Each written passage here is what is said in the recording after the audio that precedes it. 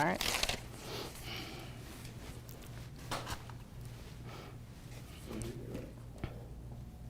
Ready?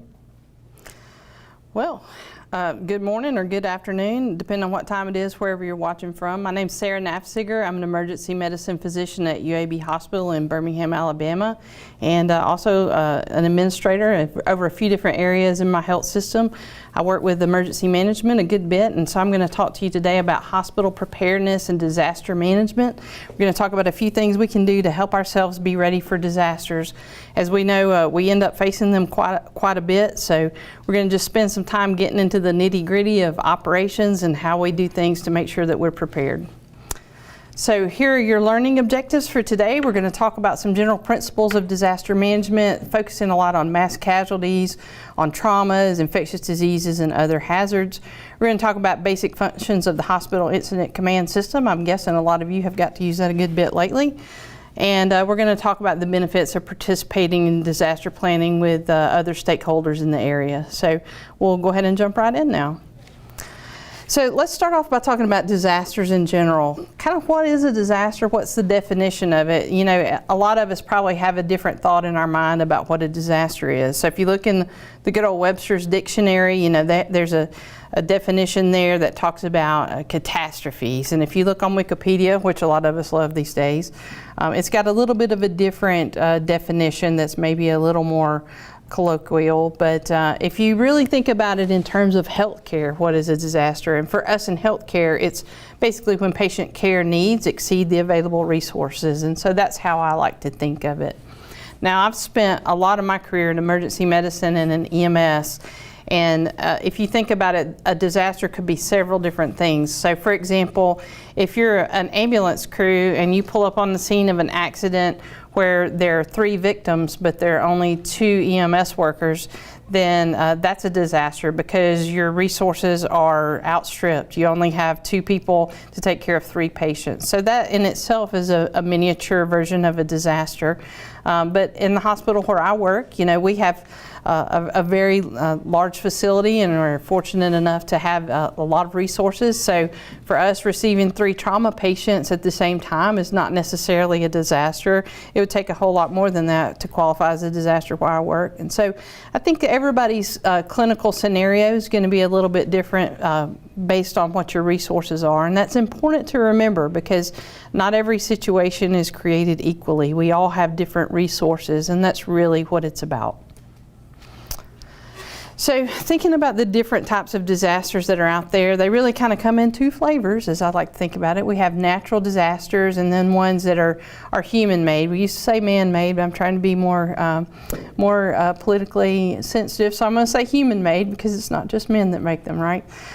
So on the natural side, we have things that are caused by weather. We have diseases and environmental factors. So lots of different things that could cause a natural disaster. And on the human-made side, those come in things that are accidents and things we did on purpose. And so that's kind of how I like to think about disasters when I break them down. So I like to have a little bit of a show and tell now because I can't talk about disasters without telling stories. Anytime you get old ER people in the room, we're going to tell our stories. We have to do that. And here's one of the first disasters I can remember early in my career. I was a medical student, and some of the folks locally here in Birmingham probably remember this, but there is an abortion clinic in town that was bombed, and that was one of the first disasters I remember encountering. I was actually working in the hospital in the operating room when this happened several blocks away, and it shook the entire hospital. So that was one of the first encounters I had with a true disaster situation, and it was very unnerving for me as a young medical student. A few years later, this happened. This was, the September 11th, 2001 attacks on New York City, the Pentagon, and the plane crash in Pennsylvania. I actually was present in New York City when this happened, so definitely this was a very personal event for me in my life. And it was something that helped shape the trajectory of my career. But this was a disaster that was definitely, human-made and intentional disaster, and it affected so many people on that day, and so many of our lives were changed forever after that one event on that one day. Well, thinking about some more natural disasters, here's another one that affected us here in the Deep South. Hurricane Katrina. You remember when this girl came ashore, she was ugly and did a lot of damage. I know that we spent a lot of time kind of trying to dig out from the mess that was made from this storm.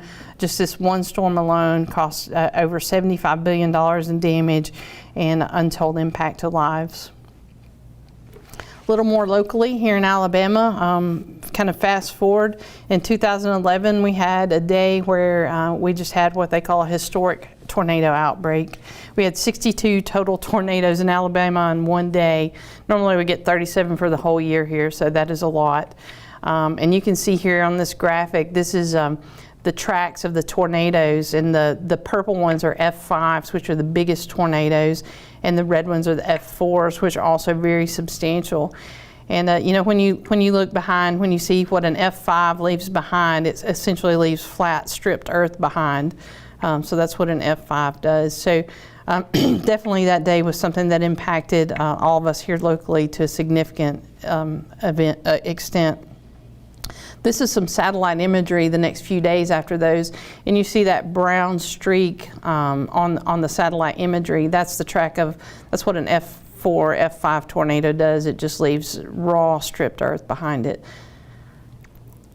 When that happened, this was the view from my hospital's helipad. You can see big tornado. I can't remember if that was a F4 or F5. I think it was a F4 that went just north of the city and just skirted us. It was really so close to being a much, much worse scenario. It definitely did a lot of damage to the neighborhoods that it struck, but we came very close to having a much worse scenario. As you can see, it almost hit downtown Birmingham. This is what it looked like on the ground after those events. This is in some neighborhoods just to the west of my hospital, just the west of downtown Birmingham. And you can see both of these used to be neighborhoods that were filled with houses and families, and they were just stripped bare. So, you know, dealing with something like this of this magnitude, it's mind-blowing when you think about trying to go in and facilitate recovery and do damage control and provide the resources that are needed. So let's switch gears a little bit and think about something that maybe is a little different. Let's think about infectious diseases and kind of shift away from the weather. Back in 2014, we all encountered Ebola, and that was certainly a challenge for all of us who are working in emergency preparedness to think about how do we prepare our facility to deal with a disease that none of us have ever seen before, that none of us have ever treated before. This was something that we were watching very closely from the time it began, and it ended up hitting close to home. You know, in Dallas, when we had one of our first cases in the U.S., you know, the headline was the Dallas Ebola patient, you know, they missed it in the ER. They weren't looking for it. Well, there's a lot more to that story, but I don't know about you. I never want to have that headline written about me in my facility. This middle shot here is a screenshot of my pager, and so you can see this was when I received notice that we had a suspect patient at our hospital, and you can see the look on my face there was one of distress. I ended up later that night having time to shoot a picture, but it was very alarming and very scary to me when we started having patients come in that we had to evaluate for Ebola in our facility. So it definitely hit close to home. Just a few miles down the road in Atlanta, they were actually receiving patients from Africa. Our folks with Grady EMS, who are some friends and colleagues, actually received those patients and transported them to the treatment facility located at Emory. And so you can see that definitely is hitting very close to home for us here, knowing that that is just a few miles down the road. Some other disasters we've had here locally, we had a radiation incident. Kind of same thing. This is not the page that you want to receive when you're having dinner at night, is hey, I got a radiation exposure coming into the ED, need advice stat. So that's something that happened a few years ago for me. And then not too long ago, we had a chlorine gas release at a water treatment facility that sent 55 patients to area hospitals, and we all ended up evaluating them. And then finally, you know, here's some photos from the virus that keeps on giving to us lately. I know These are some scenes from my hospital, and I imagine most all of you have scenes like this in your facility right now where we're doing our best to manage COVID and make sure that we keep ourselves safe and most importantly continue our mission of delivering patient care even though we're dealing with a disease that prior to a few months ago none of us had ever heard of, had never seen, had never treated. So these are examples of the type of things you have to do and the type of challenges you face when you're preparing for disasters. Well, let's talk about, switch gears a little bit. I'll let story time be over for now. And let's talk a little bit about how the U.S. government approaches disaster planning. Because when we think about it, one of the first things you think about is, okay, we got to plan for a disaster. I know there are a lot of resources out there. So let's think kind of from the top down. How does this work? Well, this is kind of how it looked before 9/11. It was a very messy organizational chart. And kind of after 9/11, what ended up happening is they said, you know what, we got to get some better structure to this. We got to do something. And so what they did is they put in Tom Ridge and the Department of Homeland Security right here at the top of the org chart and said, we're going to make a new agency that's going to help us untangle this mess. We're going to make it much more user-friendly and make it easier for everyone to know how to plan. So Department of Homeland Security, here it is. Well, so then they redid the org chart and this is how it looks. So I don't know about you, but to me it still looks pretty messy, very complicated, and kind of, and I don't mean to be overly critical, but I'm just saying that it's very complicated. There's just no way to make it simple. There's so many stakeholders, there's so many agencies involved, and there's so many different things that you have to prepare for that it is by nature very complicated. As I just gave you a quick whirlwind tour of a lot of disasters that have happened just in the last few years, you can see there are a lot of different things that you have to be prepared for and that you have to think about. For example, you have to be prepared for mass casualty incident. You have to be prepared for that tornado to raze through a neighborhood and for you to receive 40 to 50 major trauma patients at once. You have to think through all the logistics of how you care for those folks. So in short, it's very complicated and there's not a great way to make it simple. The other things that the federal government has done is they've really tried to put some structure around, to go outside of the org charts and put some structure to provide resources for communities to think about how they plan. And so these, they have a document called the National Planning System. And it's a core document that is very lengthy. Only read that if you're really bored because it's super long. But if you really get into these things, it's a great resource where you can go and find a lot of things. And then if you really want to get into some of the other details, they have national planning frameworks, which are specific documents that break out a lot of the details related to disaster planning. Those are on the FEMA.gov website for those of you who are interested in researching that a little bit more.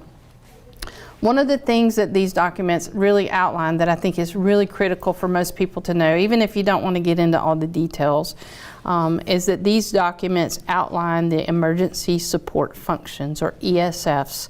And if you are friends with folks who work in the EMS world or in emergency management or disaster preparedness community, you know, we like to use acronyms, and one of them that we like to throw out there a lot is ESFs. So for example, when the EMA sets up, the Emergency Management Association will set up their command center, you'll hear a lot of people talk about, well, hey, don't look at me, firefighting, that's ESF4.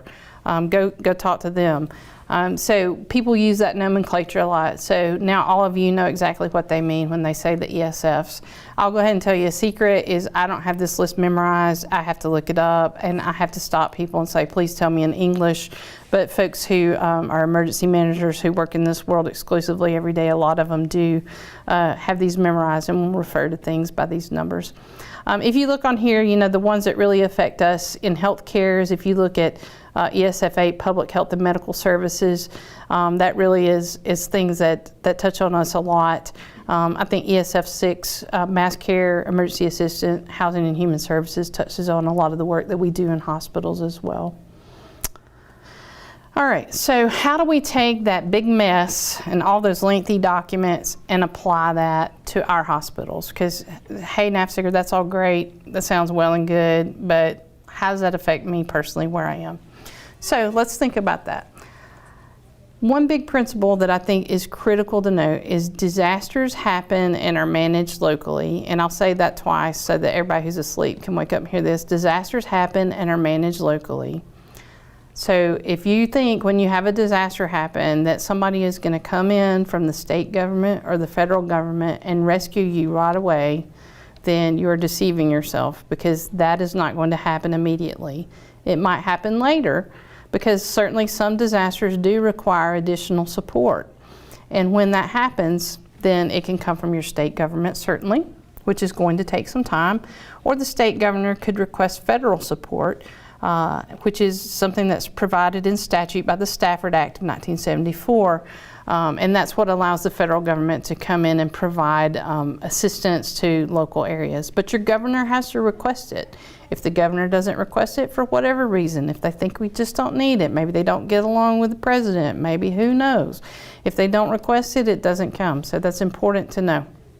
If you feel like you're going to need those resources that go beyond what you have in your state, it's very important to immediately reach out to your legislative liaisons, your government liaisons, and ask the governor to request that support when needed. So things like FEMA, things like the National Disaster Medical System being activated, those are all things that typically require Stafford Act declaration for them to send resources. I'm going to pause for just a second and talk about the NDMS, or the National Disaster Medical System. That's a system that's set up, some of you may have heard of DMAT teams, Disaster Medical Assistance Teams. Those are things that are set up around the country to provide auxiliary medical support and other specific types of support to disaster hit areas. So this picture in the middle is actually a DMAT team I deployed with to Ground Zero after 9/11. We went there to provide medical support to the recovery effort there. So that's an example of the type of things that DMATs do. Sometimes they'll go to areas where maybe a hurricane has damaged, and they'll set up a tent hospital and staff that. So they go to augment medical resources in the area. So that's the NDMS, and that's what they do. Those are volunteers. It's typically people that have a job already. They work, maybe working alongside you, and then they may go volunteer to work for the DMAT team when they're deployed. All right. So shifting gears now, let's talk a little bit more about the Hospital Incident Command System, or HICS, as a lot of us like to call it. So HICS is a system that has been around for a while, but we really started embracing it after Hurricane Katrina and after 9/11. Those were two big disasters that kind of happened back to back, where we realized that, especially after Hurricane Katrina, we were having a lot of problems with all of us speaking the same language. So what was happening is at hospitals, they would have an organizational structure set up similar to what they use every day, where they have their chief medical officer and their chief operating officer and CEO and chief nursing officer, and everybody's in their roles and functioning like they normally do. And then the disaster happens, and let's say they may need to interact with the local fire department or local EMS, or even with the National Guard or other military assets. And they would talk about, well, who's in charge? Well, no, who's your incident commander? And everybody just had different names for the different roles, and we were really not speaking the same language.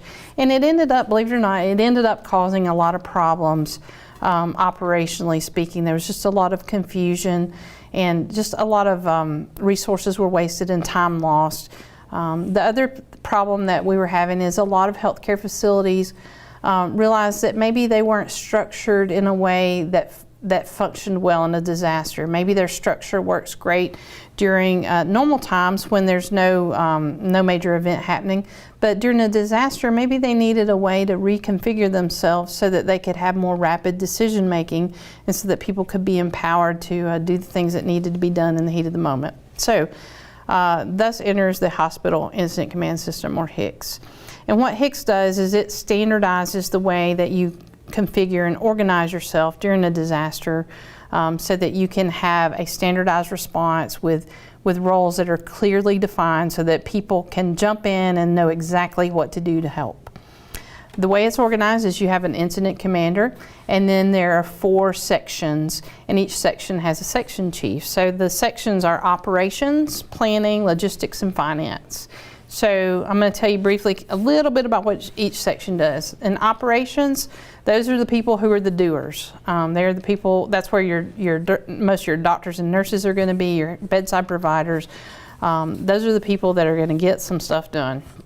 Planning, that's just what, like it sounds, it's people that are thinking about what are the next steps, what's going to happen tomorrow, what's going to happen 6 hours from now. Logistics, those are the getters. Those are people that get you things. Logistics people who are out there watching right now, I know that y'all have had a rough go of it over the last 7 months. We appreciate you for getting us PPE, so thank you. That's the work of logistics people who had that major task of doing that. And then finance, of course, that's self-explanatory. That's people with the money. That's why it's always green on the organizational chart.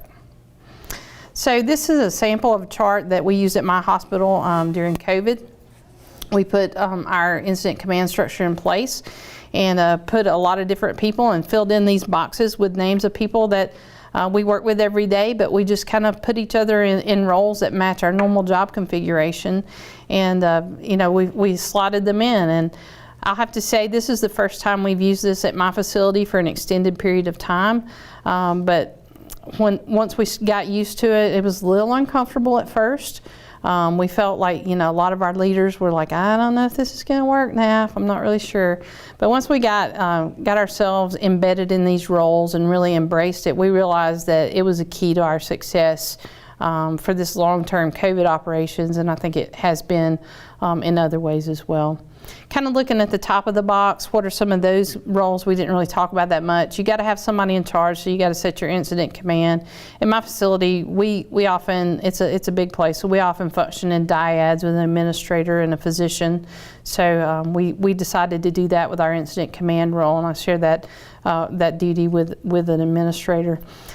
We have a lot of different specialist roles that we put in place for advisors for things like infectious diseases, of course, was big in this event. Legal affairs, you know, having your legal folks to guide you and make sure that you don't step on a landmine and do something foolish. That's very critical when you're working with these type of events. Medical ethicists, I mean, we asked our ethicists to help us think through what if we get in a situation where we don't have enough ventilators. How do we make those horrible, horrible decisions? Please put some science behind this and help guide us so that ahead of time we've thought about it if we do end up in that horrible situation. And then the last thing I'll comment on here is our public information officers. Those are people that you are vital to have at the table with you so they can help control your messaging. One thing that I've learned over the years, and I repeat this to everybody all the time, is if you don't control your message and get your message out there, somebody else will do it for you. So you got to make sure that you're messaging and getting that message out there that you want, because if you just are silent, somebody's going to feel that silence for you and you might not like what they put out there. So let's talk a little bit about how, kind of some logistics of how this works in the command center.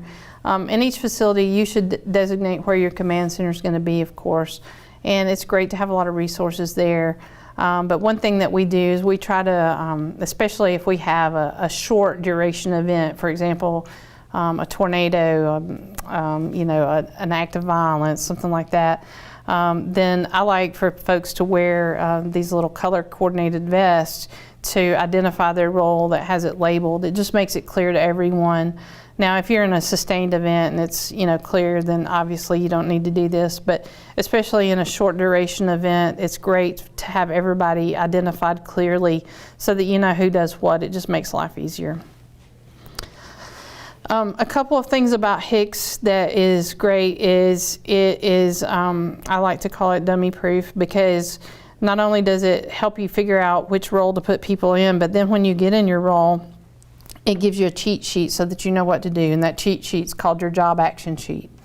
So for example, if you're dropped into the operations section chief role and you're like, I don't know what to do, I've never done this before, it's okay, because we're going to hand you a sheet of paper that says this is what you do, these are the steps you take, these are the things you're responsible for. So it really walks you through that, and has a lot of detail in there that's very meaningful and helpful.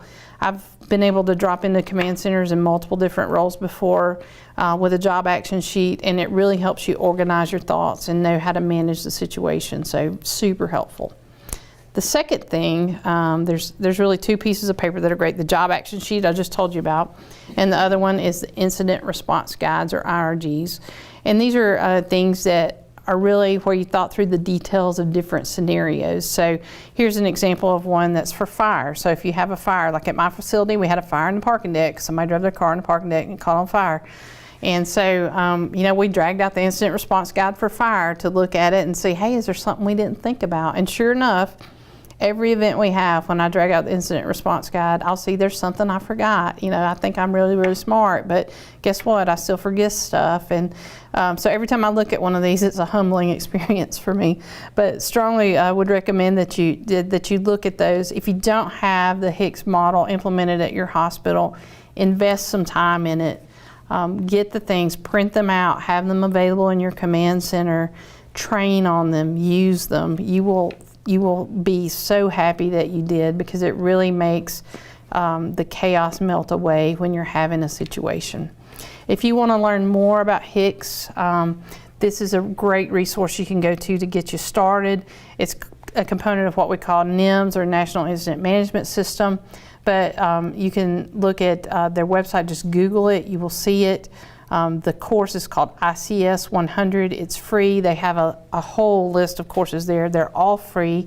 You get a little certification when you finish them. Start with ICS 100, and it will help you learn a lot about the system and how to implement it in your facility. So let's think a little bit about how we organize ourselves to plan for disasters, because what we talked about was a lot of disaster response. So now let's shift gears and think a little bit about planning, because a lot of us, when we think about disaster planning, a lot of that is, let's get ready for when Joint Commission shows up and is going to inspect us, and we're going to have that session with emergency management where they're going to ask me a lot of questions. So let's think about that. The beauty of that planning is, not only is that really good to help you pass your accreditation site visit with flying colors, but also it actually helps you actually be prepared for a disaster. Those are two things that are not mutually exclusive. Although I will say this, it's possible to pass your survey and not actually be prepared. So you got to really think through it and put some thought in it and really drill and think through these plans. So let's talk a little bit about how we do that. So at my hospital, we have a committee. We call it Emergency Management Committee, which is very creatively named because that's what Joint Commission calls it. And we share that responsibility. Like I mentioned, we like that dyad model of having a physician and an administrator work together. That works great for us. Something different may work better for you, but that's how we do it. And at our facility, we really have chosen to have broad representation on our committee. It's a very operational committee, very functional. We meet quarterly, and we talk about a lot of stuff. And we have chosen to be very open and have as many people in the room as we can. We like to have all the stakeholders there. We invite people from the community. We invite local public health. We invite people from the university. We're an academic medical center, so we invite people from the campus side. And we all sit and talk. I mean, you can see this photo, it's kind of tiny, but even like, the chaplain from our hospital, I see his face sitting in that picture. I mean, we bring everybody in the room because we want broad representation on our committee. That can be a little tough to handle sometimes when you have a lot of people in the room, but that's how we do it. A couple of the responsibilities this committee has is we oversee drills. We make sure that we're ready with our emergency management standards and with CMS compliance with all the emergency preparedness activities, and we're looking for new potential threats. So those are the things that we oversee. We do a couple things. We look at we use what we call hazards vulnerability analysis approach, and this is basically us thinking through all the bad things that could happen and trying to think of two things: how likely is that to happen, and how will it impact our operations? So that's what a hazards vulnerability analysis is, or an HVA. And then we spend a lot of time looking at our disaster plans in the facility. Are they in agreement? Does the one for peri-op services match the one in the ER? So when we have trauma patients come in a mass casualty situation, are they going to be singing from the same sheet of music? Are they going to know that they're in agreement? And that's important because, when you're trying to transport a bunch of trauma victims from the ER to the OR, you better make sure that you're all in agreement about how that's going to happen. And then also just making sure those plans are reasonable. That's a lot of the type of work that we do.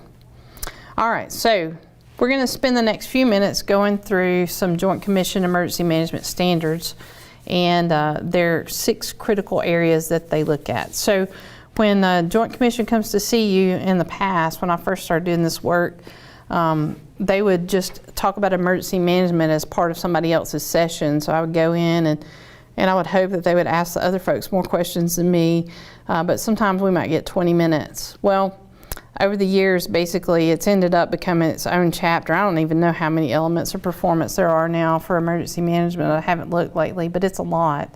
But really what we focus on is these 6 critical areas, and these are things they ask you about. You can see listed here. We're going to talk about each one of those for the rest of the hour. But one thing that they ask about a lot, and I get a lot of questions about, is they'll ask you, do you have, can you make it on your own at your hospital for 96 hours? Can you be self-sufficient? If you're cut off from the rest of the world, can you make it for 96 hours? And if not, how long can you make it? How many hours can you go? And what's your bailout plan? How are you going to get out of the hospital? How are you going to make sure your patients and your staff are taken care of if you can't make it that long? Why they pick 96 hours? Because remember when I told you the help is not coming right away? 96 hours is about how long it takes to get help in. So that's why they picked that number. All right, so let's talk about these critical areas. Number 1 is communication. I love that it's number 1 because communication, every drill I've ever done, every disaster I've ever participated in, when we do our after action review, you can go ahead and say that that's the area that you could have done better in. Every single time, go ahead and write that down on your paper. Because communication, no matter how good it is, it could always be better. You want to always have at least 2 backup plans and ways to communicate. This photo I don't know if it's on your left or right. It's in my lower left corner. This is the radio room in one of the emergency departments at our hospital. And you can, when I look at that, I can see 4 or 5, maybe 6 different communication methods sitting there on the table that we use to communicate with people. And then the other photo is our Center for Patient Flow, which is our hospital's main command center hub that manages all of our bed flow and transfers and transport, guest services, EVS, all those things are dispatched out of there. So communication is critical. You got to have a backup plan because what you can count on is something's going to fail. A fun example I can tell you of that is, I don't know if it's fun or not, is when the story I told you about when we had the historic tornado outbreak in Alabama on that day. It took down a lot of the towers that help facilitate communication. So a lot of the cell phones weren't working. A lot of our pager system at our hospital was based on that. It didn't work because a lot of these towers were down. And at that time, at our facility, Facebook and social media were kind of new. And so at that time, we were kind of like, hey, y'all don't be on your phones at work, and don't get on your Facebook at work, and let's don't do that. Doesn't really blend with hospital operations. And so that night when the tornadoes happened and all our communication systems went down, a lot of the emergency medicine and EMS crews, we were out in the field working that night, and a lot of us were messaging using Facebook, because that was the only way we could get messages to one another because so many systems had gone down. And so we kind of realized, well, shucks, maybe we need to rethink a lot of this. And so now it's kind of ironic to me because now fast forward, every institution has their own social media presence and they have people to manage it for them. And we use it so often, hopefully not as our primary method of communication in a disaster, but in that situation it sure did bail us out that night. So interesting story about communication there. All right, so let's talk now about resources and assets. These are the things that you need to think about ahead of time is how much stuff do I have? And resources is not just stuff, it's personnel. How many people do we have? Who in my hospital can tell me how many ventilators we have? Does anybody know? You'd be surprised how hard it is to get an answer to that question sometimes because it's a moving target, right? Those things are moving around and stuff breaks and you buy new things. And sometimes it's really hard to get answers to those questions. Do we have enough food here to last for 96 hours? How much food do we have? What about tube feedings? What about TPN? What's in those refrigerators on the nursing unit? Is that something that we need, if we realize that we're in a bad situation, do we need to confiscate all that and bring it into the main kitchen so that we can control how the food is distributed so that we can make sure we have enough to last. And those are all very important questions that you need to ask yourself and have a plan in place for. Are there conservation measures you can take for things like, what if you don't have water? What if your water is cut off? How are you going to do things like flush your toilets? Do you have a plan for that? Y'all Joint Commission has asked me so many times, how y'all going to flush the toilets if the water's cut off? They're obsessed with that question. I don't know why. But it's something that you really do need to have a plan for, because I guess if you don't have a plan, it'd be really, really bad. So some of y'all may have lived through that before, and I'm sure that it's probably a terrible thing. So having the control of your resources and assets is so important. This picture here is a resource and asset that has been near and dear to my heart. These are air scrubbers that we implemented in my facility with COVID, and just managing those things has been a full-time job for a person. So we like to make sure that, you know, we have those things available when the healthcare providers need them. You got to make sure you can get them to the bedside so that the staff, you know, staff has enough to worry about taking care of the patients. They don't need to have an extra worry of not having the equipment available that they need. Here's another asset that's been tough. You know, what about N95 masks? You know, making sure you have those available and coming up with ways to be creative. At my facility, we did reprocessing for these back in March, April, and May when we were having trouble getting them. We figured out a way to reprocess them to make them safe, so that our staff had equipment to make sure that they could take care of patients. Those are all the kind of things that you have to think about. Safety and security. So this is a big one. You know, how can we secure our facility if we need to? This day and age, unfortunately, you see the headlines, you know, all too often about gun violence and other types of violence. And we've got to make sure that we can secure our facility and keep our patients safe and keep our staff safe. You got to think about what are your highest priority areas, what are your defended all cost areas, where are those places in your hospital? And can you lock the doors? Can you divert traffic? Can you make sure that it's secure in a hurry if you need to?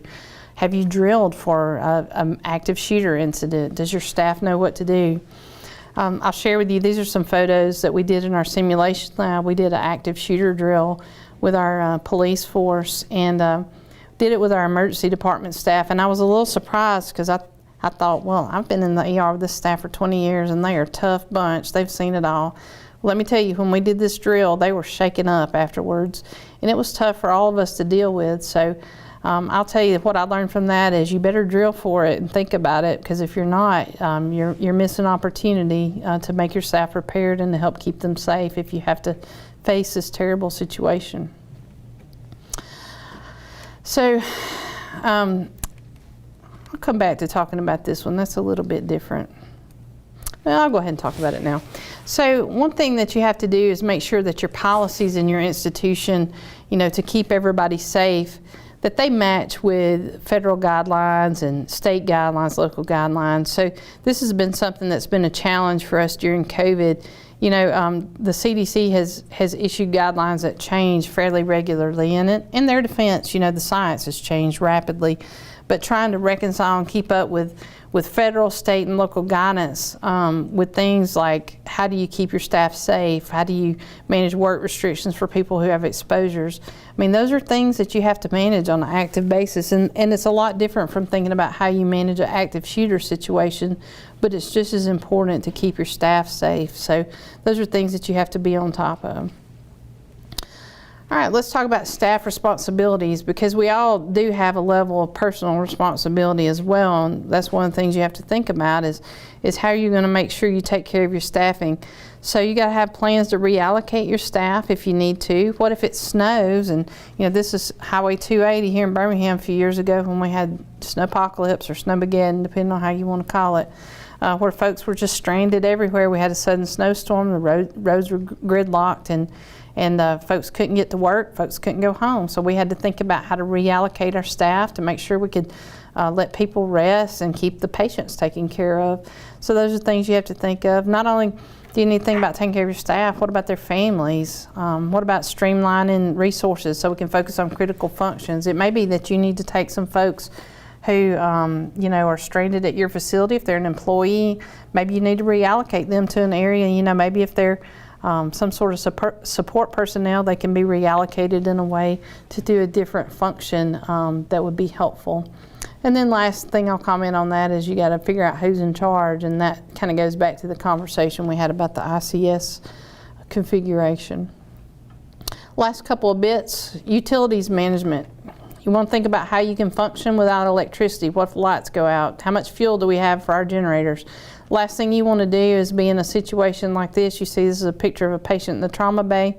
Last thing you want to do is have these doctors and nurses and other healthcare professionals working on this patient and the lights go out on them. You can imagine that'd be a pretty terrible scenario.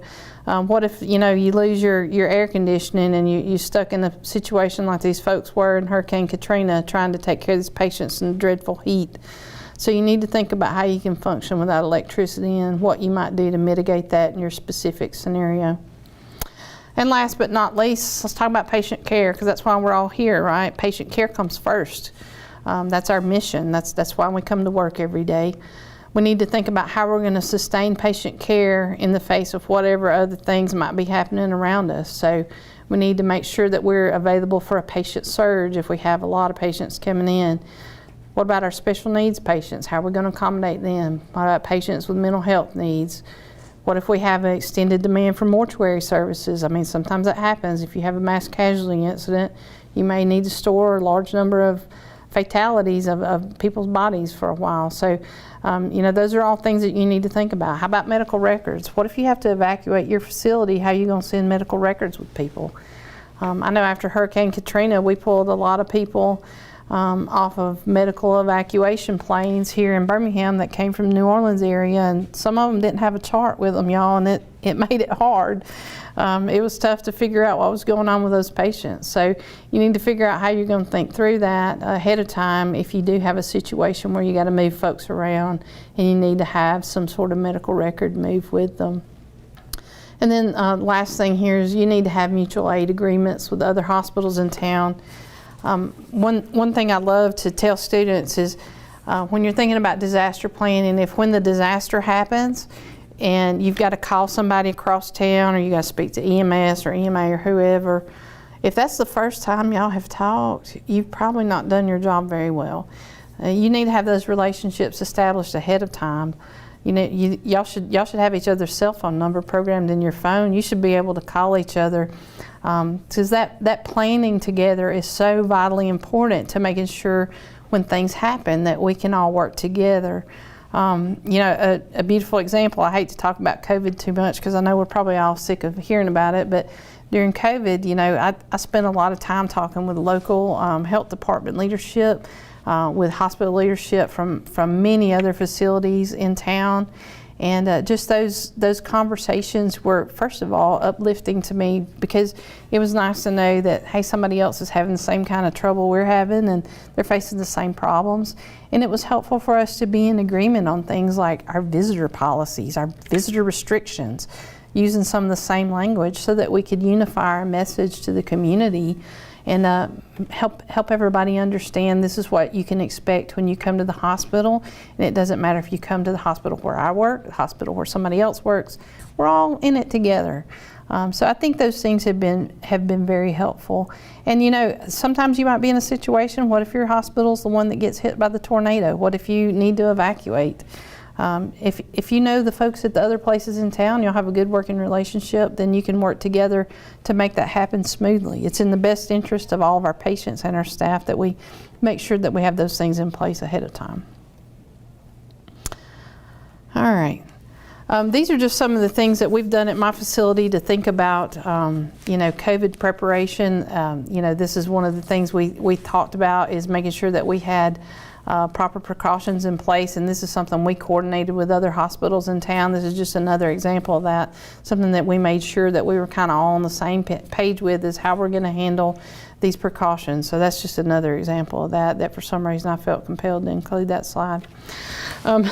Here's another example of this is thinking about surge planning. Surge planning is something that the community has to do together. You cannot do it in isolation. So if you're thinking about what kind of surge we might have in our facility, how many patients can we accommodate? That's not something you can do in isolation. You've really got to look with other people. So this is kind of, I'll share our experience with you with COVID about how we handle that in our community. We work with our local school public health for some predictive models for COVID surge. And I'll tell you, I mean, we saw models all over the place just like everybody else. We saw, you know, predictions that were wild numbers that really made me lose a lot of sleep, and then we saw some that were not as bad. We finally settled down on some modeling with our local school public health that seemed to work for us, but looking at those models every day, we would take the numbers of patients that were in each hospital in our area and break them down and kind of look at how it was breaking out and, you know, who was taking care of what. And we developed, after looking at all that data, we were able to develop surge planning tools and basically spreadsheets, things that we came up with and we modeled so that we could input all that data from all those different resources. And it would help us know answers this very real question of how many beds do I need to save for COVID patients today? And that lets me know how many surgeries I can schedule, how many patients can we schedule in the cath lab. I mean, those are very real questions that need to be answered. So that's something that was a function of our disaster planning operation, where we were thinking about surge planning. And we had to work with other partners in the community to get that done.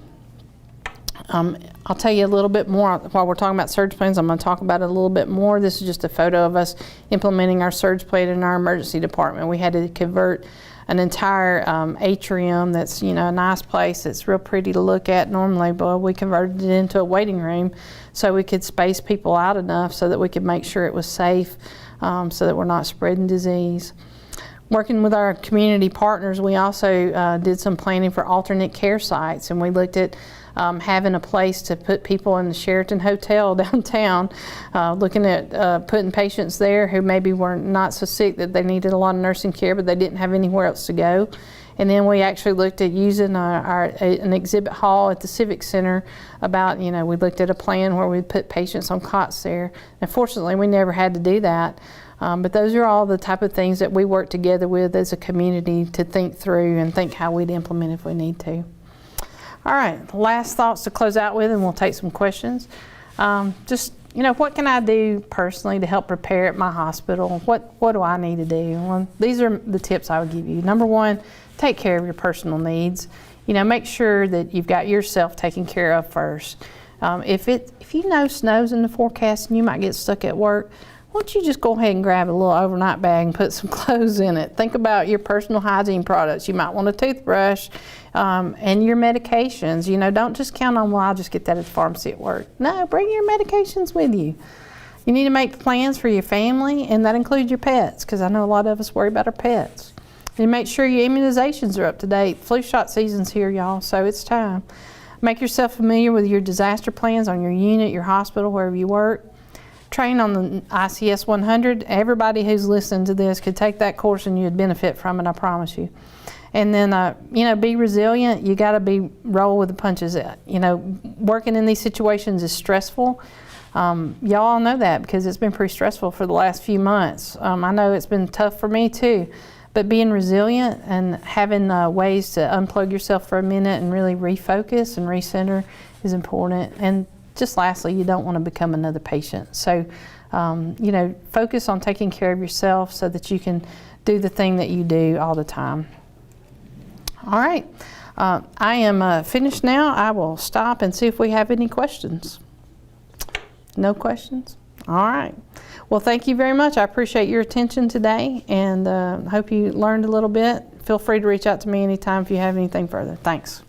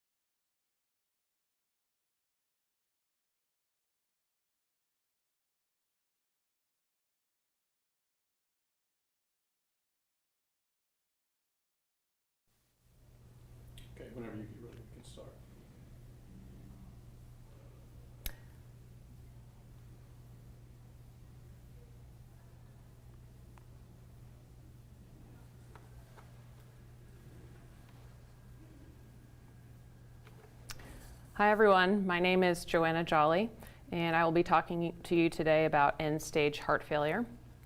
I am an assistant professor of medicine and cardiovascular disease. I specialize in advanced heart failure, heart transplant, mechanical circulatory support, and pulmonary vascular disease.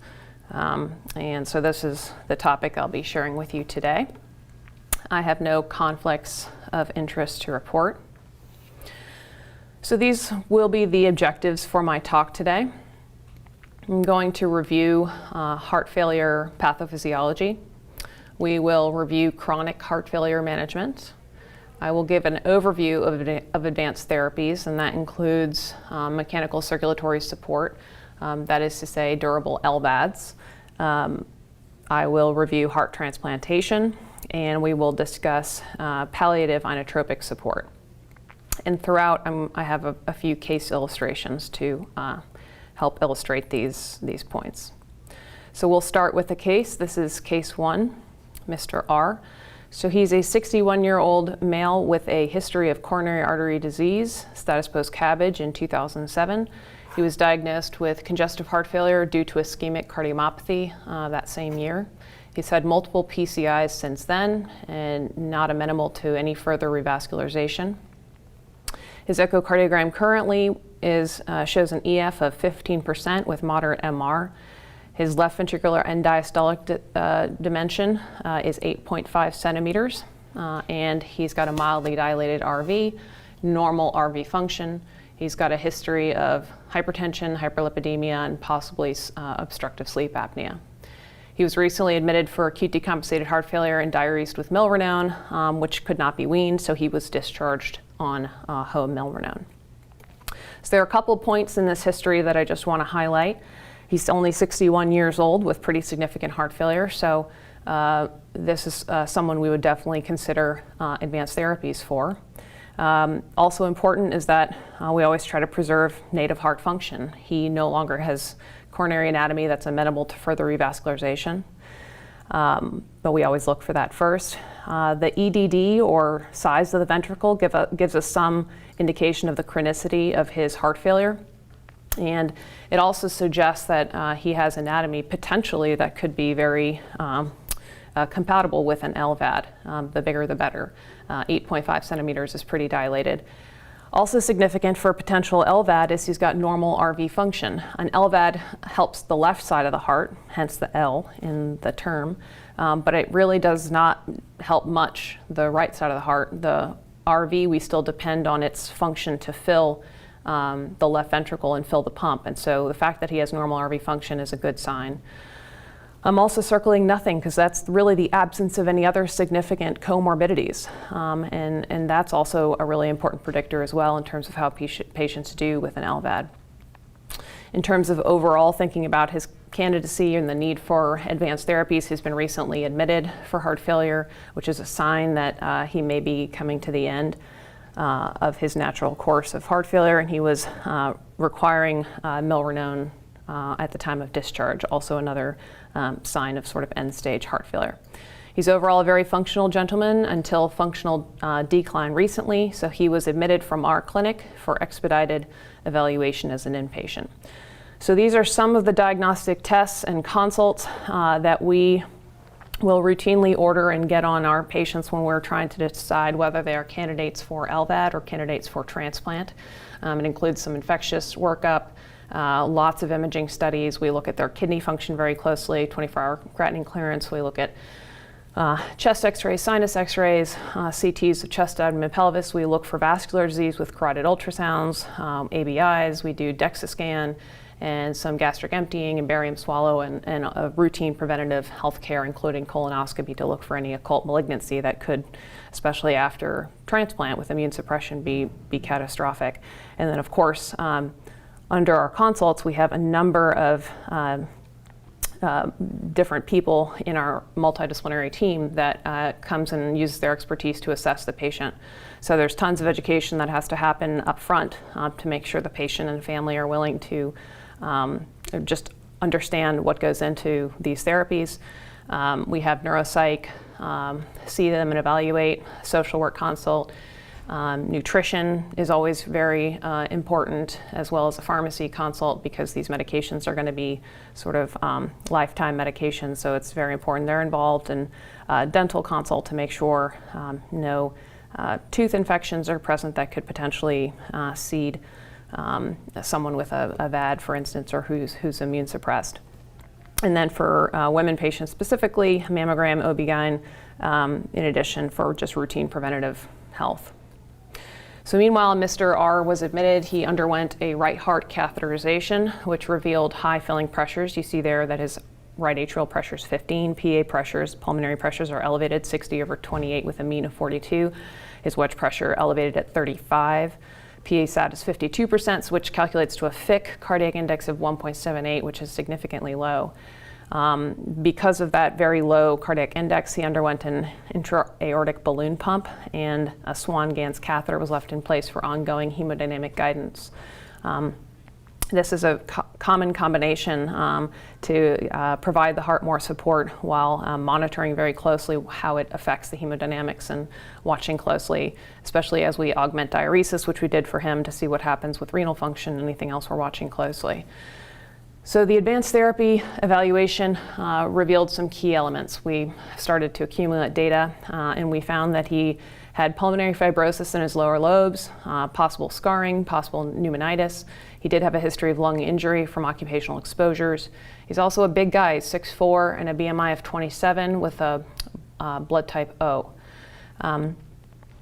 He also was found to have adequate support system and commitment to therapy, which is critically important because these are difficult therapies to undergo in a lot of ways. Meanwhile, clinically, his hemodynamics improved with the balloon pump and diuresis. His CVP, or central venous pressure, or right atrial pressure, came down to single digits with diuresis and the balloon pump, and his mixed venous improved to 55%, but he was starting to have some ventricular ectopy.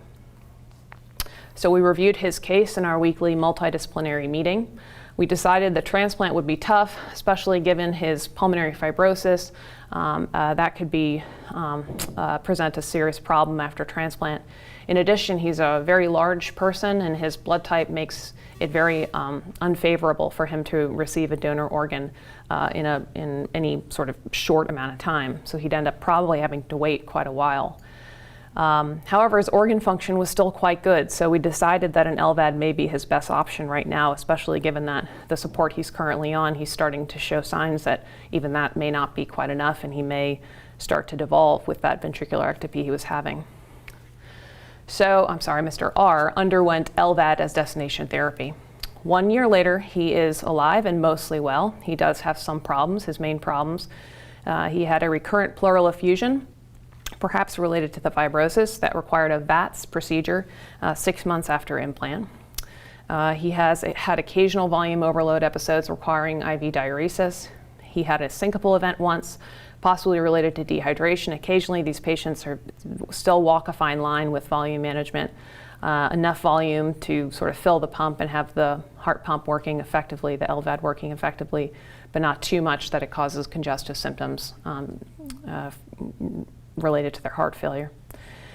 Also, he had migraines that didn't solve his migraines, and he also had a thoracotomy site infection that required some minor surgical debridement with a wound vac, IV antibiotics initially, followed by oral antibiotics. So that's the first case. I'm going to jump right into talking about palliative inotropes. So this was a systematic review and meta-analysis of 66 studies of long-term use of IV inotropes in outpatients with heart failure.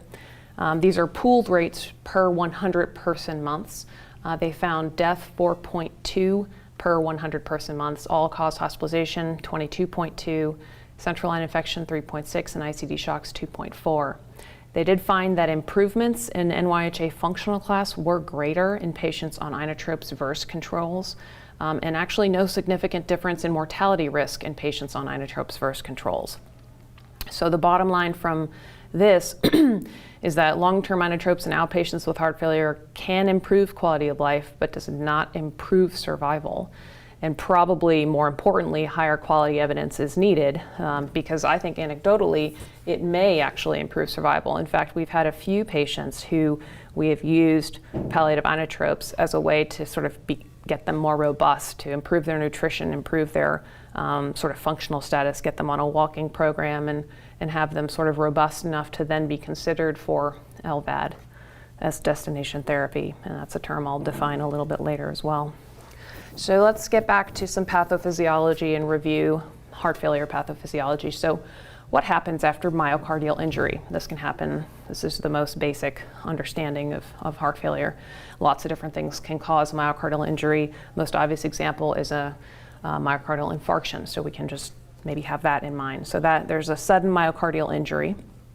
What you'll see is a decrease in cardiac output, a decrease in arterial pressure initially, and an increase in central venous pressure.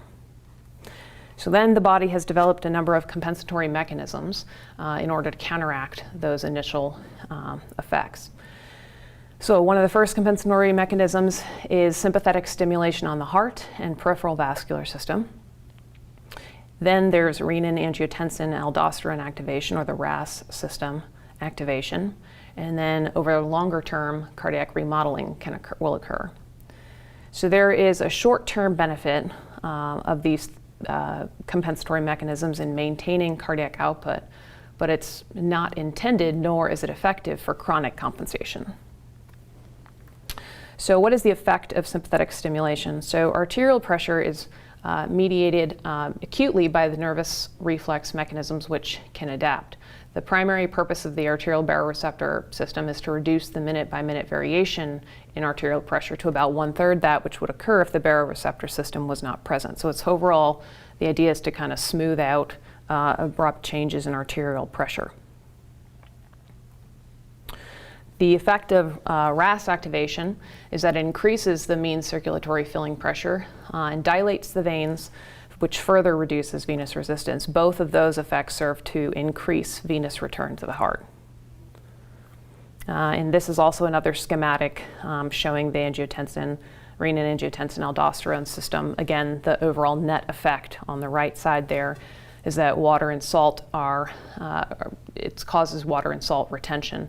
And so effective circulating volume increases and perfusion of the juxtaglomerular apparatus also increases in the kidneys.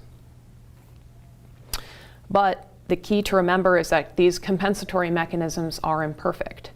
So arterial vasoconstriction improves blood pressure, which improves perfusing pressure of the organs, but it reduces cardiac output by increasing afterload. Similarly, fluid retention by the kidneys increases preload to increase stroke volume, but simultaneously it increases venous pressure and the congestive symptoms that are typical in congestive heart failure. And medication effects compete. So diuretics can relieve increased venous pressure, but at the expense of preload and worsening cardiac output. This is especially at end-stage heart failure. And conversely, the beneficial effect of diuretics is that they reduce end-diastolic volume, which decreases wall stress, which decreases energy expenditure. Overall, this is a very important diagram, first published back in 2005, of the natural course and natural progression of heart failure. And what you see is that we all see and take care of patients that have acute decompensations, and that's indicated by those arrows where they will take a sudden dip in their overall functional status and overall myocardial function. We may be able to get IV diuretics on board and decongest them and optimize their afterload reduction and kind of get them back on track and seemingly better. But overall, the trajectory is a downward course in that it's overall progressive, and these acute events over time contribute to progressive myocardial dysfunction. So now I'm going to take another moment and go to clinical practice guidelines. So there was a focused update published in 2017 by the ACC, AHA, and HFSA.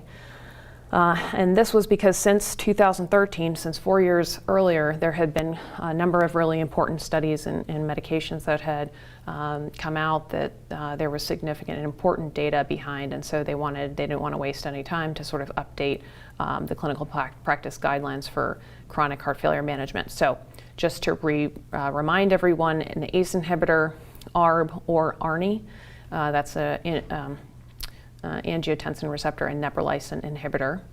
The other name for it is Entresto. All of those reduced morbidity and mortality in conjunction with a beta blocker and aldosterone antagonist.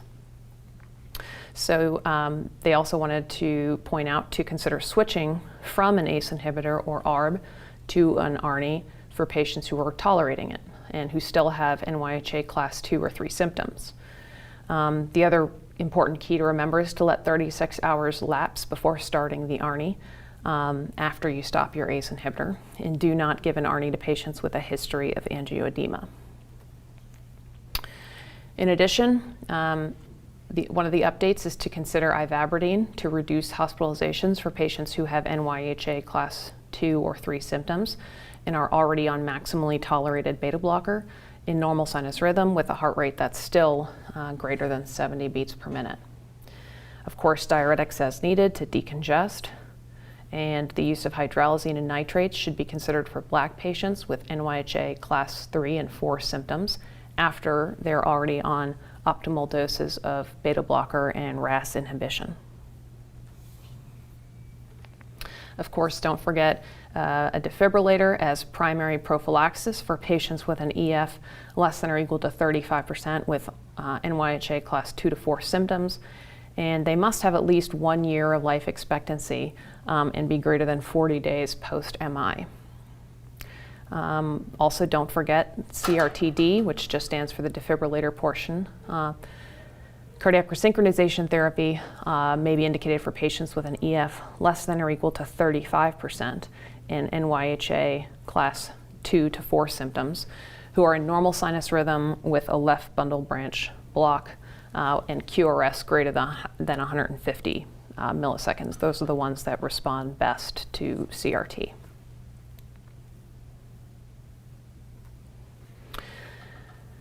The other aspect of these guidelines, if your patients are improved after these measures, keep following them. Continue to optimize therapy every time you see them in clinic.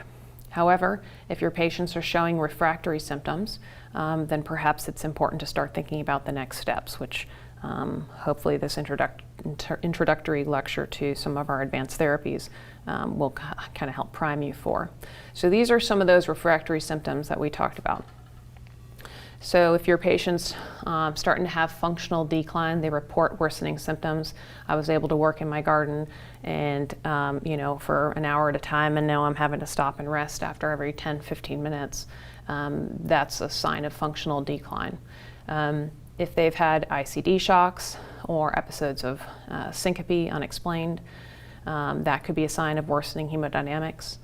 If you're starting to have to reduce doses of medications that they were previously tolerating, or you've had to actually discontinue any of these medications I just talked about that are considered guideline directed, that could be, again, a sign that their hemodynamics are worsening and they may be moving toward end-stage heart failure.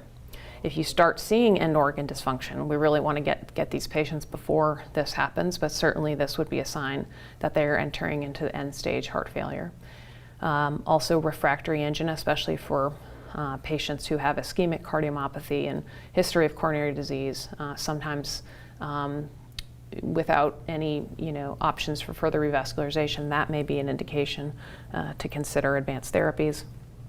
Going along the lines of ICD shocks, if they start exhibiting refractory or life-threatening arrhythmias, generally those are ventricular arrhythmias, then that would prompt an admission and expedited evaluation for sure. And then, of course, as was the case with the first case that I presented, the patient was exhibiting inotropic dependence, failure to wean. Every time you weaned it off, their kidney function worsened or something worsened, that would be inotropic dependence. And then any change in hospitalization patterns. So again, they've been fine, maybe in the hospital once every year or two with a pneumonia or something, but then suddenly they're admitted 3 times in the last year for volume overload, then that would again be another sign that things are progressing to end stage. And I'll say this for people that are local. If you start having a patient that you're managing with heart failure and they are starting to have any of these refractory symptoms, to please consider referral to our advanced heart failure clinic over at UAB. So these are the different advanced therapies that I will talk a little bit about. We've already talked somewhat about inotropic support and the potential benefit, although certainly more data is needed as a long-term option. And palliative care in general, I think, is a really important aspect to end-stage heart failure. It's not necessarily, I guess, considered a treatment, but we use it all the time in almost every case.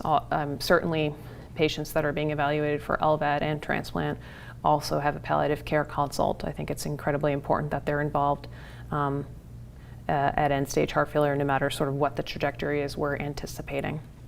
And then the other therapies we'll discuss include LVAD, which you have a little diagram of that below, and then heart transplantation.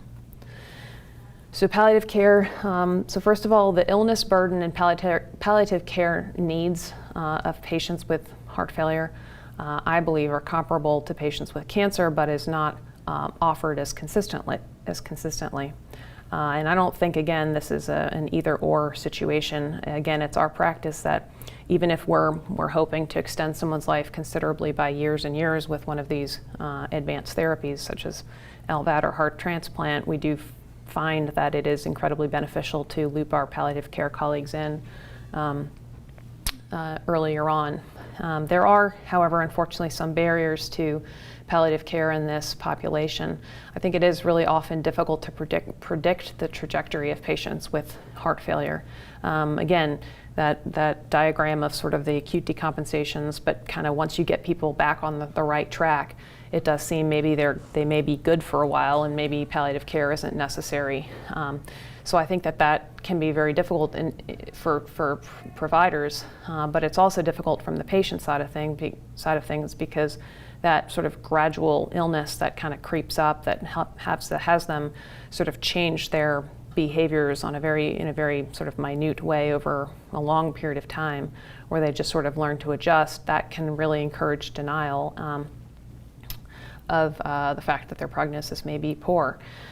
And certainly providers are guilty of not having greatest communication skills all the time to be able to communicate about very poor prognosis. And so that we also need to kind of work on that together as well. There's really no one tool to assess palliative care needs in this population. I think that's one of the things that has made it difficult to really ensure it's applied broadly. And so as a result, there's missing data and probably a lack of gold standard in literature. And then I think one of the other things, certainly at a busy heart failure center, is that perhaps demand for these resources and these people who have this expertise probably exceeds the supply. All right, so that brings me to the second case I have to share with you all today. So this is the case of Miss Q. So she is a 29-year-old female with a history of poorly controlled type 1 diabetes. Unfortunately, she already is showing signs of some complications from that with neuropathy, retinopathy in the past. Her hemoglobin A1C last year was 14. It's a little bit better controlled than the last year. Also has a history of hypothyroidism, who presented to the hospital with 1 week of lower extremity swelling and increased dyspnea. Also, she's currently 27 weeks pregnant. During her last pregnancy 2 years ago, she developed preeclampsia and had to be delivered somewhat urgently by C-section. So her echo this time on this admission reveals biventricular failure with an EF of 15%. This is totally new to her. It was a totally new diagnosis. So despite diuresis attempts early on in her hospitalization, she devolves into cardiogenic shock. That is to say, she developed an elevated lactate and worsening acute kidney injury. So she was transferred to the ICU setting, and a PA catheter or Swan-Ganz catheter was placed, which revealed a pulmonary artery saturation, PA-SAT, or mixed venous saturation of only 27%, which is very low, calculating to a FIC cardiac index of only 1.2. Again, normal is probably in the mid-2s, if not a little higher. And so we start getting really worried about patients' advanced heart failure or shock when they're right around 2 or lower, and certainly 1.2 is dramatically low. So she was started on dobutamine to help improve her cardiac output, and her hemodynamics did improve. Her PA-SAT rose to 63%, and her fit cardiac index improved, actually doubled, to 2.4. End organ function also improved. She started having increased urine output. So then we had a multidisciplinary meeting, and that was between cardiology or advanced heart failure, obstetrics, anesthesia, and cardiovascular surgery to decide that we should go ahead and proceed with a planned C-section in the OR, and that's the cardiovascular OR, with femoral sheaths in place should VA ECMO be needed. Pregnancy and delivery is associated with very significant hemodynamic shifts and fluid shifts, and can be extremely difficult to tolerate when cardiac reserve is very poor. So meanwhile, while we were getting ready for the C-section, we were up titrating her hydralazine for afterload reduction. And again, we weren't able to use a beta blocker because she's on dobutamine. Those things have opposite actions, and so we held off on a beta blocker. We did have to increase her dobutamine for worsening hemodynamics. We initiated a Lasix strip to help manage her volume. We also used a nitroglycerin drip as well. And then finally, when the baby made it to 28 weeks, we had them perform a C-section, which was successful. The baby obviously was premature at only 28 weeks and was transferred to the NICU. So Miss Q came back to the ICU feeling okay, but she was still on dobutamine, and during delivery ended up on epinephrine as well, and Levophed. She then post-op became more hypotensive, and her mixed venous dropped down again to 27%. So she was rushed to the cath lab for intra-aortic balloon pump placement, but due to tenuous hemodynamics even there in the cath lab, she did then require cannulation for VA ECMO as well, so that was initiated. A coronary angiogram was also performed at that time, again as part of the workup for new onset heart failure, and that was normal. So with ECMO support, her vital signs stabilized, her mixed venous or PA-SAT also stabilized, and her urine output also improved. Over the next few days, there was little improvement in her LV function. She became somewhat altered briefly, but this resolved. She was empirically started on anticoagulation and antibiotics, and she was continued on multiple drips, including a diuretic, insulin, nitroglycerin, and dobutamine drip.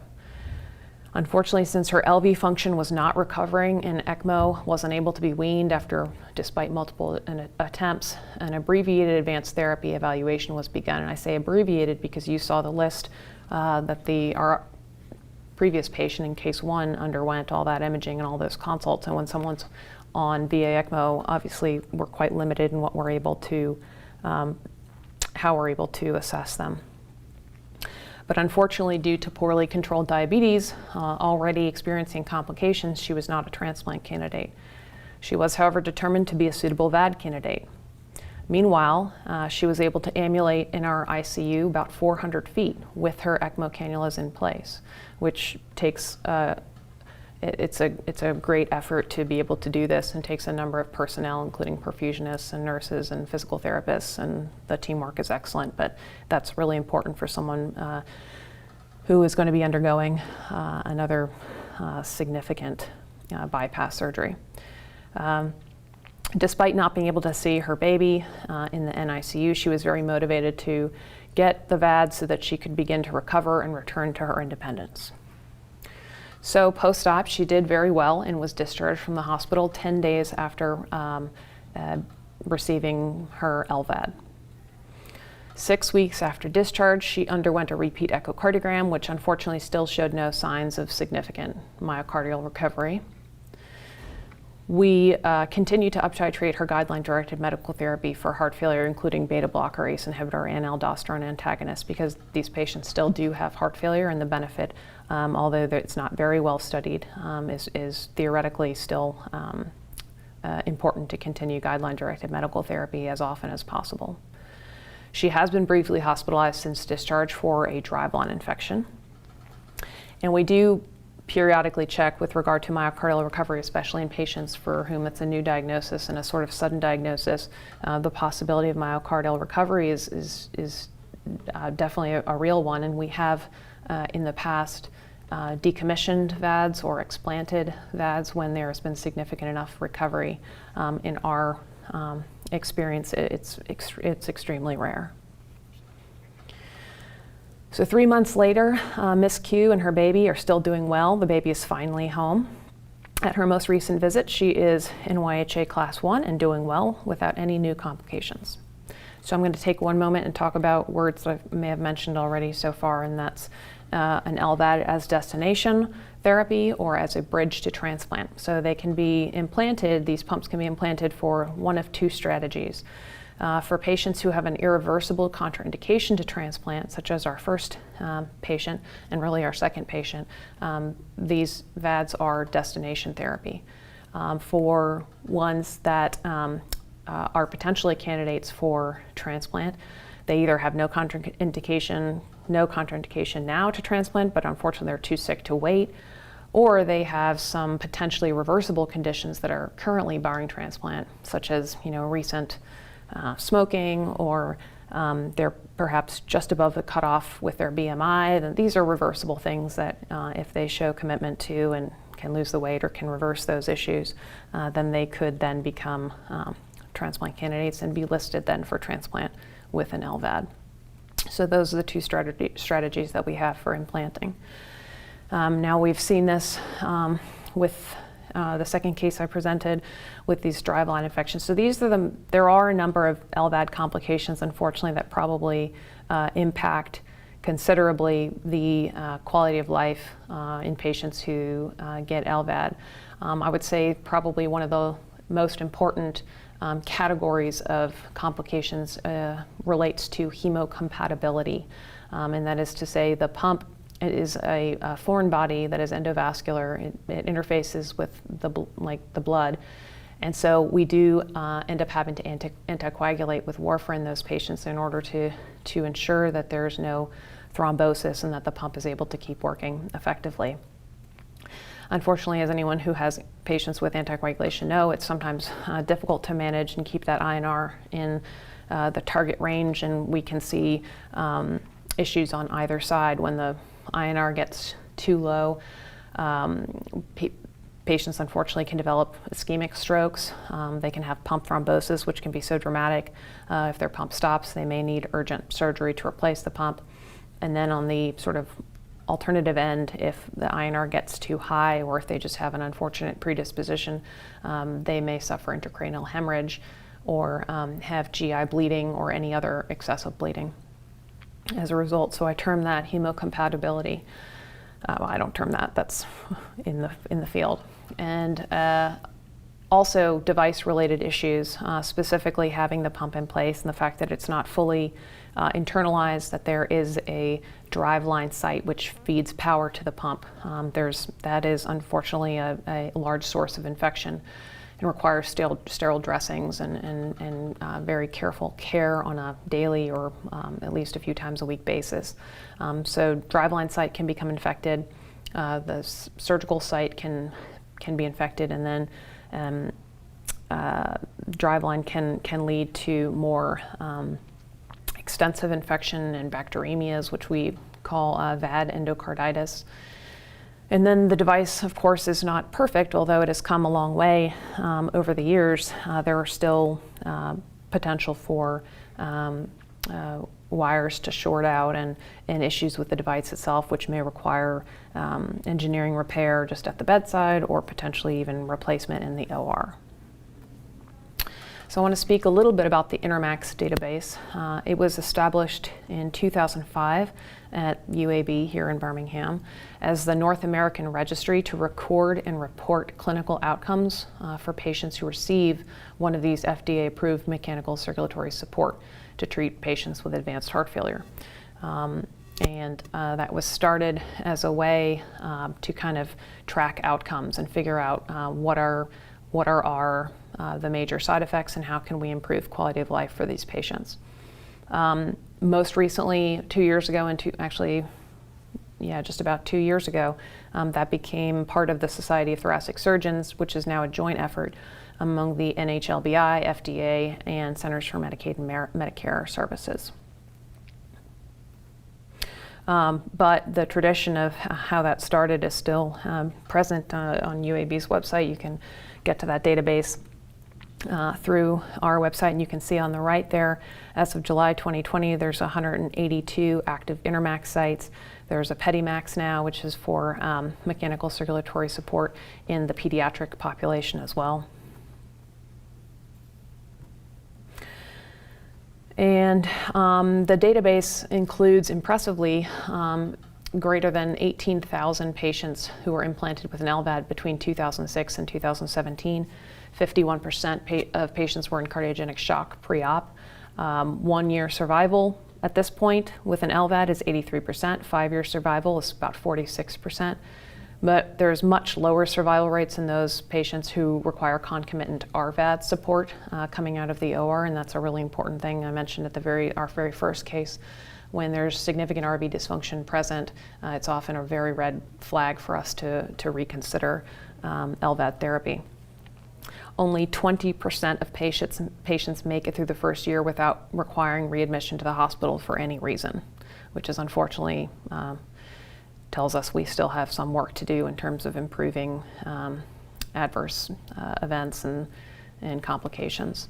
Increasingly, more LVADs are implanted as destination therapy. Now it's about 48%, which is definitely more than before. At 1 year, about 13 to 20% of patients experience stroke. 20 to 25 of patients have a GI bleed. 25 to 28 patients will have some sort of VAD-related infection, which may be very serious or could just be being on oral antibiotics to treat some cellulitis around the driveline. How do VAD patients die? Well, 19% have some sort of neurologic dysfunction, a pretty significant stroke or hemorrhage. And then again, 15% still die from multisystem organ dysfunction. So now you may be thinking, wow, that sounds terrible. Why would I ever want my patient to have an LVAD? Well, just to remind you, this is from the REMATCH trial back in 2001. It compared 129 patients with end-stage heart failure who were ineligible for heart transplant that were randomized to receive either optimal medical therapy or an LVAD. And what they found is that quality of life significantly improved in patients with an LVAD. And there was a reduction of 48% in the risk of death from any cause in the group who received the LVAD. Survival, this was again back in 2001 when it was published, but survival at that point at 1 year was only 52% in patients with a VAD, so now it's 83%, versus 25% in patients with medical therapy alone. This is from another trial around that time, the Intrepid trial. And this compared 55 patients who are inotrope dependent, failed a wean, but were again not eligible for heart transplant, and they were offered an LVAD. And what they found similarly is that patients with an LVAD had superior survival rates at 6 months. That is 46% survived at 6 months versus 22% with inotropes alone. And at 1 year, it was 27% versus 11%. So this brings me to case 3. So this is Mr. A. He is a 33-year-old male who was transferred from a community hospital in cardiogenic shock with no significant past medical history. He did quit tobacco and marijuana use about 6 months earlier. He was evaluated by our multidisciplinary team and determined to be a good candidate for advanced therapies, but he was very tall, he was a very big guy, and unfortunately he was a blood type O. His native heart had very poor anatomy for an LVAD alone. So 10 days after transfer, and due to impending circulatory collapse, he underwent a total artificial heart, or TAH, as a bridge to transplant. This means we replaced both ventricles with a mechanical device. You can see that picture there. The right ventricle was implanted directly into the pulmonary artery. The right side part of the TH and the left side was directly implanted into the aorta. This allowed him to be listed status 2 in our new system for heart transplant. And so he waited with us in the hospital with his TH. So while hospitalized, he recovered enough to actually ambulate in our unit. Again, very important for going through a surgery to be able to kind of ambulate and work on that strength and not just lay in bed for months. We did treat malnutrition and depression, as well as acute kidney injury and possibly related to shear stress or hemolysis for sepsis. That's what we attributed his kidney injury to. All of those things improved. He also potentially suffered a possible TIA. He had some brief word-finding difficulties or dysarthria, which also resolved inexplicably. Certainly that's one of the risks of the total artificial heart is stroke. He continued to wait, but 2 months after his total artificial heart, a donor organ became available and he underwent transplant.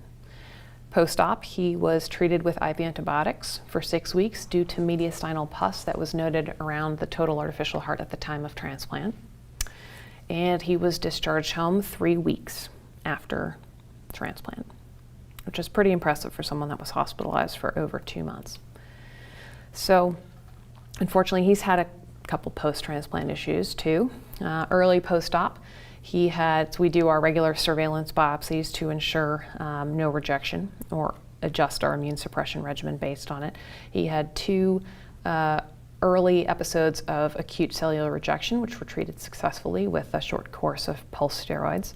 He also had a pseudoaneurysm of his aortic arch, descending aorta area, and is status post TEVAR by one of our aortic surgeons. That was just about 3 months after transplant. Very uncomplicated, and he did very well after. He also developed some mild chronic kidney disease. His creatinine had gone all the way up to 3. Now it's stabilized most recently at 1.5. He has some mild left 5th digit numbness, which we attribute to possibly ulnar neuropathy from OR positioning. That also seems to be getting better over time. His depression and malnutrition, which we were doing our best to treat while he was hospitalized, are now, of course, much improved as well. 1 year later, Mr. A still feels great. He's pretty active. Unfortunately, he does admit to occasionally skipping doses of tacrolimus, which is one of the medications in our immune suppression regimen, and that has led to another episode of acute cellular rejection on his most recent biopsy. Thankfully, he feels okay. His biventricular allograft function is still normal, but we are re-emphasizing emphatically the importance of not missing doses. I do want to take the last little bit of time here to talk about a little bit of the history of heart transplant. Dr. Christian Bernard is the first cardiovascular surgeon to perform the first heart transplant in a human being in South Africa. This was a little over 50 years ago in 1967. So there you see him shaking the hand of the patient, Louis Washansky, who was in South Africa and had cardiomyopathy related to ischemic cardiomyopathy and diabetes. And this was him shaking his hand after the surgery. But I also want to highlight who the first donor was, because I think we would be nowhere as a field in heart transplant without the incredible generosity of organ donors. And this was Denise Darval. She was a 25-year-old female who had a very terrible car accident and significant brain injury. And her father consented to allow her to be the first organ donor. So Mr. Washansky died after just 18 days, and apparently after an autopsy was performed, it was pneumonia. There was really no evidence of rejection, which is what everyone was concerned would happen, or any technical surgical failure per se. Importantly, the discovery of cyclosporin and its efficacy at preventing allograft rejection in the 1970s added another class of agents to our immunosuppression arsenal, which is one of the cornerstones of our immunosuppression for these patients, which is calcineurin inhibitors. So the use of cyclosporin has significantly improved life expectancy, first used in kidney transplant recipients, then it became cornerstone in heart transplant recipients as well. And heart transplant is still considered to be definitive therapy for end-stage heart failure patients. Now let's bring this up to today. So there's approximately 5,000 heart transplants performed each year worldwide. According to the International Society for Heart and Lung Transplantation, median survival is currently over 12 years. And every week at our transplant clinic, I see someone that we transplanted 15, 20, 25, and actually more and more people that have received a transplant 30 plus years ago. And so I always just marvel at that, thinking, if they have done so well and have survived for that long and they were transplanted back decades ago, imagine potentially how much better we're doing today.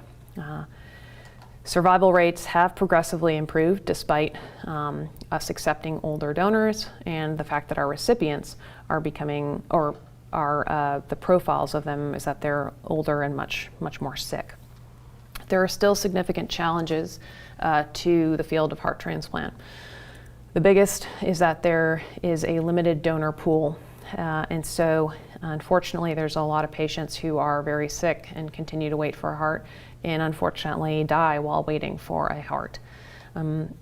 There was allocation change, or a significant change in our allocation system that went into effect in October 2018. I'll talk about that if I have time in a second, that sought to address this, the fact that there was too high waitlist mortality. We wanted to improve it. We wanted more patients who were on the wait list to receive an organ, and how we decided to try and achieve that. Also, allograft rejection, it was an issue at the very beginning. It's still an issue now. Certainly the greatest risk is in the first 6 months. We have more classes of immune suppression that we can use and draw from and find ones that work, but that is still an ongoing issue. Immunosuppression, being immunosuppressed is not without risk. Certainly the medications themselves, like calcineurin inhibitors, can cause hypertension, can cause nephrotoxicity, can lead to people requiring dialysis down the road. But also immunosuppression in general can put you at higher risk for infection, put you at higher risk for developing malignancy. And then another big one is cardiac allograft vasculopathy. It's dissimilar to native atherosclerosis in that they're not often discrete lesions, although from time to time we're able to place stents and improve that. But it seems to be a sort of a more inflammatory and sort of diffuse process that causes a narrowing along the entire length of the vessel as opposed to sort of discrete lesions. It remains an evolving field, so there's a greater emphasis on equity. Again, that is reflected by the allocation change. We're trying to expand the donor pool. Most recently, because hepatitis C is able to be cured, we are increasingly accepting donors who have hepatitis C. We're accepting donors who are slightly older. The advancements in our ability to detect rejection in allograft vasculopathy and more non-invasively can also improve quality of life for our transplant patients. And then personalized and precision care to guide individualized immunosuppression regimens is sort of what we're all aiming toward. So I've referred to this a few times. So in an effort to reduce waitlist mortality, there were a number of modifications made to our U.S. adult donor heart allocation system that went into effect just about 2 years ago. So this is sort of the new waitlist, what qualifies you to be status 1, status 2, and it's small and you're not supposed to be able to read it. It's just extremely complicated, but I've summarized it here. Basically, we've expanded the statuses. Previously there were only 4, and now there's 1 through 7 in order to prioritize sicker patients and those requiring more support, more circulatory support or whatever, above less sick ones. And we've also expanded the region from which donor hearts could be matched to waiting patients, again, to prioritize sicker patients. So instead of a smaller radius, we're able to draw hearts from a greater area, so that, again, to hopefully reduce waiting times and waitlist mortality. The concern at the time while these changes were going into effect is that to expand the statuses and have prioritized sicker ones means patients may actually do worse. We were concerned patients would do worse because they're sicker going into transplant.